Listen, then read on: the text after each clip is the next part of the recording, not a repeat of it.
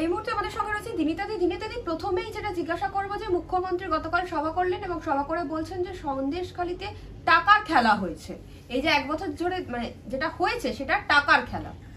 নমস্কার তোমাদের সকল দর্শককে। আসলে টিএমসি এই পার্টিটার সাথে টাকাটা এত ওতপ্রোতভাবে জড়িত না, এরা টাকা ছাড়া কিছু চিন্তা ভাবনাই করতে পারে না বেসিক্যালি। তো শয়নে স্বপনে সবসময় এরা টাকাই দেখে, ওই জন্য টাকা বাদ দিয়ে এরা কোনো কনক্লুশনে কোনো কিছুতে আসতেই পারে না। আর কালকে যা যাবতীয় আমরা বর্ষ শেষে বর্ষ সেরা যাত্রাপাড়া দেখে নিলাম, তো আশা করি এই বছরের মানে শেষ দিনটা রাজ্যবাসীর মানে খুব ভালো মতো কাটলো গতকাল দিনটা দেখে। কারণ আমরা আগেকার দিনে আমাদের মায়েদের দেখতাম না, ওই যাত্রাপালা দেখতে যেত, এইসব এই শীতকালে যাত্রা হতো, তো সেই যাত্রা দেখতেই দেখতাম দৌড়তো মারা। তো কালকে আমরা অনেক দিন পর সেই নস্টালজিয়া, সেই ব্যাপারটা আমাদের একটু রিভাইভ হলো, খুব ভালো লাগলো সেই যাত্রাটা দেখে। আর হ্যাঁ, উনি বললাম না যে যেটা করতে অভ্যস্ত, তো সে তো সেটার বাইরে বেরোতে পারবে না, ওই জন্য সে তার নিজের মতোই দাঁড়িপাল্লায় সবসময় সামনের লোকজনকে সেইভাবেই বিচার বিবেচনা করে থাকে। আর সবসময় ওই নাটক করে চিৎকার করে বলে না যে সব নাকি সাজানো, সব নাকি বহিরাগত।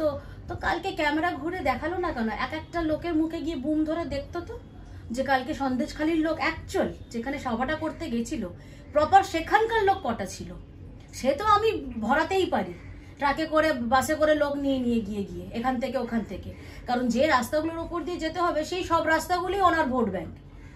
তো সেখান থেকে সভা ভরানো কোনো বড় ব্যাপার না, কিন্তু কজন মন থেকে স্বতঃস্ফূর্তভাবে ওইখানে এসে যোগদান করেছে সেটা বড় কথা। আর সন্দেশখালিতে মানে সন্দেশখালি মা বোনেদের তোমার আমার যে আজকে সেন্টিমেন্টটা জড়িয়ে আছে, কেন বলতো, তাদের সাথে আমরা নিজেদেরকে রিলেট করতে পেরেছি। একটা মহিলার কাছে জানো তো, তোমাকে একটা চর মারলে, আমাকে একটা চর মারলে সেটা আমরা ভুলে যাব, কিন্তু একটা মানে মহিলার সম্ভ্রমের ওপর আঘাত, একটা মহিলার ইজ্জতের ওপর আঘাত, এটা কেউ ভুলতে পারে না। হ্যাঁ, আমি কমজোর, আমি হয়তো চুপ করে যাব ভয়, কারণ আমার ঘরে সন্তান আছে, আর গ্রামটা তো পুরুষ শূন্য গ্রাম, তো মহিলারা কি করবে তাও তো মানে সেই সব মহিলাদের মানে শত কোটি প্রণাম যে এত বাধা বিপত্তি সত্ত্বেও, এত হুঙ্কার হুমকি সত্ত্বেও তারা বেরিয়ে এসে সেই সশস্ত্র, আর হ্যাঁ আমার কাছে ঝাঁটা লাঠিটাও আমার কাছে অস্ত্র, ওই ঝাঁটা লাঠি তুলে তারা যে প্রতিবাদটা করেছিল। কারণ দিনের পর দিন মানুষ একটা মহিলাকে পিষতে পিষতে পিষতে, তুমি তারকে নিপীড়ন করছো, শারীরিক শোষণ করছো তার সন্তানের সামনে, তার স্বামীর সামনে, তারপরেও কি এত বড় বড় কথা লজ্জা করে না? আমি এর থেকে তো বলবো নিষিদ্ধ পল্লীর মাসিরা অনেক ভালো। মুখ্যমন্ত্রী তো উপদেশ দিচ্ছে যে আরে আমি বললাম নিষিদ্ধ পল্লীর মাসিরা অনেক ভালো, কারণ তারা ওখানে ব্যবসা করতে নেমেছে, তারা মা বলে মেয়েকে খদ্দেরের দিকে ঠেলে দেয় না, মেয়েকে বস্তু বানিয়ে মায়ের মুখোশের আড়ালের পেছনে। এই রাজ্যে তাই হচ্ছে, এই রাজ্যে সেটাই হচ্ছে। আর কি বাকি আছে? একটা ওই বেসিক কথা আছে না আমাদের, যে একটা বেসিক সাধারণ তোমার আমার জীবন চলতে কি লাগে, রুটি কাপড়া মাকান, রুটি খাদ্যে সেখানে কেলেঙ্কারি, মাকান তো ছেড়েই দাও। তো মানে একদম প্রত্যন্ত গ্রামে প্রান্তিক জায়গাগুলোতে গিয়ে দেখো তো, আরে আমাদের যাই হোক একটা মাথায় ছাদ আছে, যে মানুষগুলো প্লাস্টিক টাঙিয়ে এখনো জীবনাবাসন করছে, মানে একটা তোমার আমার, ধরো তুমি আমি একটা ক্ষমতায় আসীন হলাম, পারবে সেই মানুষের মুখের ভাতটা কাটতে, সেই মানুষের মাথার ছাদটা কাটতে, যার প্লাস্টিকের মানে প্লাস্টিক টাঙিয়ে যে মানুষটা তার ছোট্ট সংসার নিয়ে জীবনাবাসন করছে? এরা তো কাউকে ছাড়লো না। মানুষের মুখের ভাত, আমার তোমার সন্তানের ভবিষ্যৎ, প্রজন্মের পর প্রজন্ম সব নষ্ট করলো, সেটাও মেনে নিয়েছিলাম। কিন্তু যে দেশদ্রোহী কার্যকলাপের সাথে এই সরকারটা ওতপ্রোতভাবে জড়িয়ে গেছে, এর থেকে ন্যাক্কারজনক, ধিক্কারজনক মানে কোনো কথাই অবশিষ্ট থাকে না এরপর আর। মানে কোনো সরকার, কোনো রাজ্যের এরকম নিকৃষ্ট সরকারের উদাহরণ নেই যেটা পশ্চিমবঙ্গ সরকার। কিন্তু সেখানে তো 66টা প্রকল্প মুখ্যমন্ত্রী ঘোষণা করছেন, এত প্রকল্পের কথা বলছেন যে কন্যাশ্রী, স্কুল, কলেজ, ইউনিভার্সিটি সব জায়গায় আছে, মেয়েদের চিন্তা কি? উদাহরণ দিয়েছেন, মানে সন্দেশখালিতে আছে এগুলো? পুরো পশ্চিমবঙ্গে বলছেন? পুরো পশ্চিমবঙ্গে আছে। তো 2011 থেকে 2000 আজকে 24 হয়ে গেল, এই 13-14 বছরে অনেক কিছু আমরা দেখলাম, অনেক জায়গায় গিয়ে ধেই ধেই করে নাচা হ্যানা ত্যানা অনেক কিছু দেখলাম। কোনোদিন দেখেছো যে কোনো একটা বড় শিল্প কারখানার উদ্ঘাটন করতে গিয়ে ফিতে কেটে ওপেনিং করছে? আসছে তো বড় আইটি হাব, তোমরা দেখাতে পেরেছো? না না, সেটা দেখাতে পেরেছো? আসছে। আরে শিলান্যাস ভিত্তিপ্রস্তর তো প্রচুর দেখে নিলাম, সিনেমাটা কবে দেখবো? ট্রেলার তো দেখেই যাচ্ছি, ট্রেলারগুলো তো আর পরে পুরো ফুল স্কেপ সিনেমা হয় আর রিলিজ হচ্ছে না। আগে হোক, সবই তো আসছে। সেরকম আমাদের কি চমচম হাব, রসগোল্লা হাব, এরকমও তো সন্দেশখালীতে তো আসছে। হ্যাঁ, রসগোল্লা হাব বাড়বে বল, মানে সেখানে rasgulla hub, chomchom hub, sandesh hub এগুলোই হবে। কারণ ওনার ওনার ওনার প্রিয় ভাইরা যে পরিবেশটা ওখানে তৈরি করে রেখেছে, তাও আবার কি, আমি তো মানে হলপ করে বলতে পারি এই ভাইদের একটু ইতিহাস ঘেটে দেখো তো তারা আদৌ এই রাজ্যে মানে ব্রন অ্যান্ড বটম কিনা। সব তো আমরা দেখে আশ্চর্য হয়ে যাচ্ছি যে ওপার বাংলা থেকে এসেও এপার বাংলায় তো ছেড়ে দাও, তো অতীত। মানে পুরোটাই এখন মল হচ্ছে জঙ্গিদের। ওইসব জাল রেশন, আধার, ভোটার, প্যান, পাসপোর্ট অতীত হয়ে গেছে, পুরোটাই এখন জঙ্গিদের ব্যাপার এসে গেছে। তাহলে সেই রাজ্যে বাংলাদেশ থেকে এসে মানে আমাদের বর্তমান সরকারের জনপ্রতিনিধি হয়ে যাচ্ছে, কি করে সেটা সম্ভব হয়? আমি তো কি পারবো হাট করে আজকে একটা আমার পাশের দেশে, রাজ্য না পাশের দেশে পুরো আইডেন্টিটি চেঞ্জ করে দ্বৈত নাগরিকতা আবার চলছে এখানে? তুমি পারবে বাংলাদেশে গিয়ে একটা কোনো দলের হয়ে দাঁড়িয়ে সেখানকার প্রধান, উপপ্রধান বা একটা কাউন্সিলর হতে?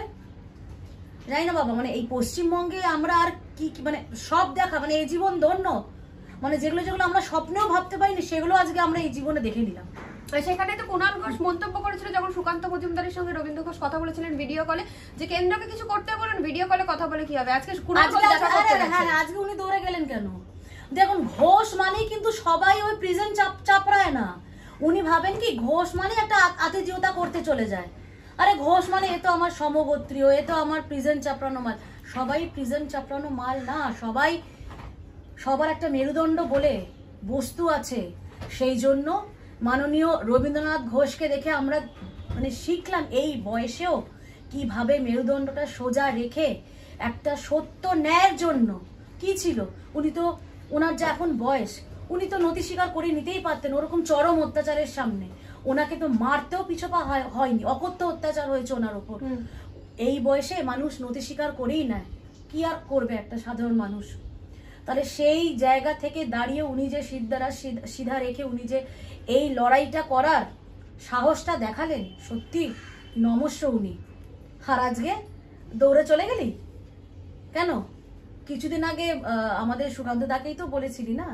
তাহলে এখন আজ অব্দি আমরা মুখ্যমন্ত্রীর তরফ থেকে উনি না দরাজ মন নিয়ে বলেছিলেন যে আমরা সাদর আমন্ত্রণ জানাচ্ছি, যে নিপীড়িত কারা উচ্চারণ করেছেন হিন্দু শব্দটা, সংখ্যালঘু শব্দটা, যে বাংলাদেশের সংখ্যালঘু হিন্দুরা নিপীড়িত হলে আমরা আছি তাদের জন্য বলেছেন। এই স্পেসিফিক এই কথাটা উচ্চারণ করেছে।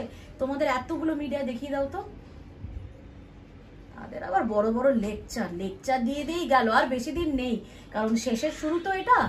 কারণ এখন ওই শেষ কামড় দিতে এখন মরিয়া হয় না, এদিক ওদিক দৌড়াচ্ছে, সেটাই তার প্রতিফলন দেখা যাচ্ছে। আর ওই সন্দেশখালী নিয়ে বলে লাভ নেই। সন্দেশখালীর মহিলাদের যা দেখে নিয়েছি, তাদের যা রণংদেহী চণ্ডী মূর্তি দেখে নিয়েছি, সত্যি কথা মানে খুব ভালো লেগেছে। ওইটা দেখে তো আমি বলবো রাজ্যের প্রত্যেকটা জেলার মহিলাদের ওরকম ভাবে রুখে দাঁড়ানো উচিত।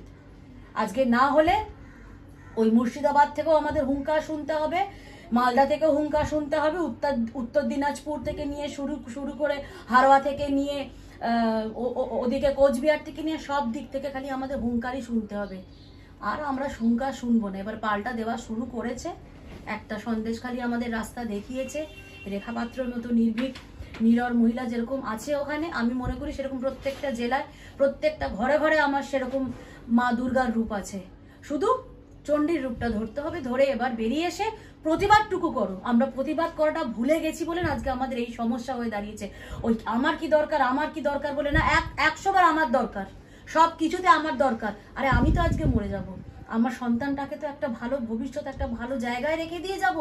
নয়তো শকুন আর শিয়ালরা তো তাদেরকে ছিঁড়ে খাবে। সেই জন্য হ্যাঁ 100 বার আমার দরকার, আমার জায়গা, যেমন আমাদের পূর্বপুরুষরা, আজকে আমাদের নেতাজি বলুন, শ্যামাপ্রসাদ মুখার্জি সেফ ল্যান্ড, হিন্দুদের স্পেসিফিক ভাবে হিন্দুদের সেফ ল্যান্ড হিসাবে এই পশ্চিমবঙ্গকে ছিনিয়ে এনেছিলেন। উনি বলেননি যে আমার কি দরকার, ওনারা যথেষ্ট বর্ধিষ্ণু পরিবারের উনি ছিলেন। নেতাজিও তাই ছিলেন। কি দরকার ছিল, উনিও তো ভাত ঘুম দিতে পারতেন, আমার কি দরকার বলে না। আজকে ওনারা সেই লড়াইটা লড়েছিলেন বলে এই পশ্চিমবঙ্গের পবিত্র ভূমিতে আমরা দাঁড়িয়ে এত বড় বড় কথা বলছি। অতএব তাদের অবদান ওই শুধু একটা তাদের জন্মদিনের দিন বা মৃত্যুদিনের দিন তাদের গলা একটা মালা পরিয়ে দিলেই হলো না। আদর্শ নীতি মানতে হলে তাদেরকে সেই নীতি আদর্শে ধারায় আমাদেরকে চলতে হবে, তাদের প্রতিটা কথা অক্ষরে অক্ষরে আমাদের মানতে হবে এইভাবে। তো সেটাই আমরা বিশ্বাস করি। তারা যেমন আমাদেরকে এই সুন্দর পরিবেশ, এই সুন্দর রাজ্যটা দিয়ে গেছে, এখন সেই রাজ্য যখন হায়না শকুনে ছিঁড়ে গেছে, এই হায়না শকুনদের থেকে বাঁচানোর দায়িত্ব আমাদের, যাতে ভবিষ্যৎ প্রজন্মের কাছে আমরা ভালো রাজ্য আমরা রেখে যেতে পারি।